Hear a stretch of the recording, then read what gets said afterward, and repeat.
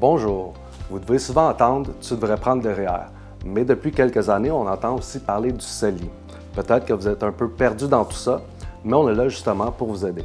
Ouais, puis parce qu'en fait, choisir entre le REER et le CELI, c'est pas simple parce qu'il y a plein de choses qui vont rentrer en ligne de compte. Il y a même des fois où la meilleure option, ça va être une combinaison des deux. Donc ça va dépendre de vous, de vos projets, un petit peu de ce qu'il y a à faire pour vous.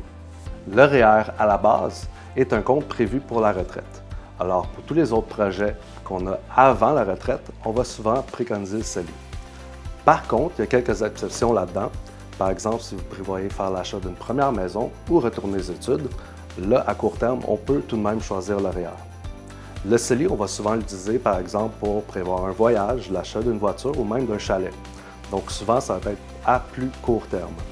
Le CELI, lui, va vous permettre de faire des rendements hors impôt et des rendements qui sont quand même envisageables d'être très bons versus un compte à intérêt élevé. Maintenant, on a parlé de la retraite tout à l'heure. Est-ce que c'est toujours le bon choix de le mettre dans un REER? Eh bien, pas nécessairement. En effet, ça dépend principalement de vos revenus. Par exemple, quelqu'un qui gagne 30 000 $ par année va avoir un pourcentage d'imposition bien inférieur à quelqu'un qui en gagne 60 000.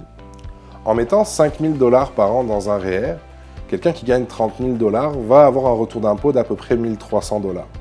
Quelqu'un qui en gagne 60 000 va avoir un retour d'impôt d'à peu près 1 800 $. C'est une différence qui est quand même non négligeable. Après, c'est sûr qu'avoir 1 300 $ de retour d'impôt, c'est quand même intéressant. C'est effectivement vrai. Cependant, on va devoir rembourser les impôts lors de la retraite quand on va retirer nos fonds de notre REER. En fait, le REER, lui, il va se transformer en FER. C'est le fonds enregistré de revenus de retraite, mais c'est le même principe à la base, là, on va devoir repayer les impôts. Bien important, si on a des revenus plus élevés à la retraite, on va se retrouver à payer plus d'impôts qu'on en a sauvé. Aussi, il est à noter que lors de la vie active, notre revenu a tendance à augmenter. Donc, c'est bon de garder de l'espace REER pour cotiser plus tard et ainsi maximiser le retour d'impôt qu'on va avoir avec tout ça. En attendant, on pourrait commencer à préparer la retraite en utilisant le CELI. Tiens, le CELI peut donc aussi servir pour la retraite. En effet, on peut contribuer des montants dans le CELI et lorsque les revenus le justifieront, prendre une partie de ces montants pour les mettre dans le REER afin d'avoir un retour d'impôt plus intéressant. On pourrait même envisager de laisser des montants dans le CELI pour se faire un complément de revenu de retraite qui lui sera non imposable. Cette dernière option est souvent discutée avec nos clients les plus aisés qui vont avoir un gros revenu à la retraite, donc une facture fiscale élevée.